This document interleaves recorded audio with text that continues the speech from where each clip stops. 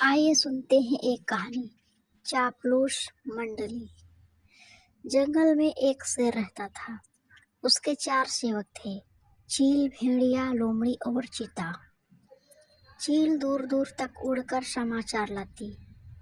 चीता राजा का अंगरक्षक था, सदा उसके पीछे चलता। लोमड़ी शेर की सेक्रेटरी थी। भेड़िया गृह मंत्री था। उनका असली काम तो शेर की चापलूसी करना था।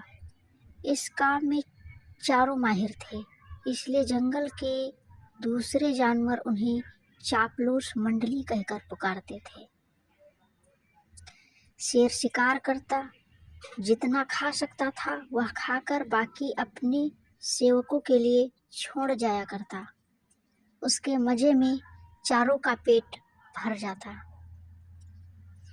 एक दिन चील ने आकर चापलूस मंडली को सूचना दी, भाइयों, सड़क के किनारे एक ऊंट बैठा है। भेड़िया चौंका, ऊंट किसी काफिले से बिछुड़ गया होगा। चीते ने जीभ चटकाई, हम शेर को उसका शिकार करने को राजी कर ले तो कई दिन दावत उड़ा सकते हैं। लोमड़ी ने घोषणा की, यह मेरा काम है। लोमड़ी शेर राजा के पास गई और अपनी जुबान में मिठास घोलकर बोली, महाराज, दूत ने खबर दी है कि एक ऊंट सड़क किनारे बैठा है। मैंने सुना है कि मनुष्य के पाले जानवर का मांस का स्वाद ही कुछ और होता है, बिल्कुल राजा महाराजाओं के काबिल। आप आज्ञा दें तो आपके शिकार का ऐलान कर दूं। शेर लोमड़ी की मीठी बातों में आ गया और चापलूस मंडली के साथ चील द्वारा बताई जगह जा पहुंचा। वहां एक कमजोर सा ऊंट सड़क किनारे निढाल बैठा था। उसकी आंखें पीली पड़ चुकी थी। उसकी हालत देखकर शेर ने पूछा, क्यों भाई, तुम्हारी यह हालत कैसे हुई? ऊंट कराहता हुआ बोला, जंगल के राजा, आपको नहीं पता इंसान कितना निर्दयी होता है। मैं एक ऊंटों के काफिले में एक व्यापार माल ढो रहा था। रास्ते में मैं बीमार पड़ गया। माल ढोने लायक नहीं, उसने मुझे यहाँ मरने के लिए छोड़ दिया। आप ही मेरा शिकार कर मुझे मुक्त कर दीजिए। ऊंट की कहानी सुनकर शेर को दुख हुआ। अचानक उसके दिल में राजाओं जैसी उदारता दिखाने की जोरदार इच्छा हुई। शेर ने कहा, ऊंट, तुम्हें कोई जंगली जानवर नहीं मारेगा। मैं तुम्हें अभय देता हूँ। तुम हमारे साथ चलोगे और उसके बाद हमारे साथ ही रहोगे। चापलूस मंडली के चेहरे लटक गए। भेड़िया फुसफुसाया, ठीक है, हम बाद में इसे मरवाने की कोई तरकीब निकाल लेंगे। फिलहाल शेर का आदेश मानने में ही भलाई है। इस प्रकार ऊंट उनके साथ जंगल में आया। कुछ ही दिनों में हरी घास खाने व आराम करने से वह स्वस्थ हो गया। शेर राजा के प्रति वह ऊंट बहुत कृतज्ञ हुआ। शेर को भी ऊंट का निस्वार्थ प्रेम और भोलापन भाने लगा। ऊंट के तगड़ा होने पर शेर की शाही सवारी ऊंट के ही आग्रह पर उसकी पीठ पर निकलने लगी। वह चारों को पीठ पर बिठाकर चलता। एक दिन चापलूस मंडली के आग्रह पर शेर ने हाथी पर हमला कर दिया। दुर्भाग्य से हाथी पागल निकला और शेर को उसने सूंड से उठाकर पटक दिया।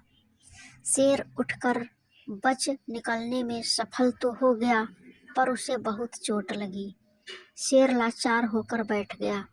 शिकार कौन करता? कई दिन ना शेर ने कुछ खाया और ना सेवकों ने। कितने दिन भूखे रहा जा सकता है? लोमड़ी बोली, हद हो गई। हमारे पास एक मोटा ताजा ऊंट है और हम भूखे मर रहे हैं। चीते ने ठंडी सांस भरी, क्या करे?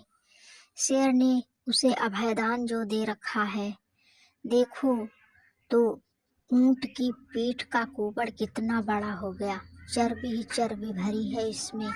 भेड़िए के मुंह से लार टपकने लगी। ऊंट को मरवाने का यह मौका है, दिमाग लड़ा कर कोई तरकीब सोचो।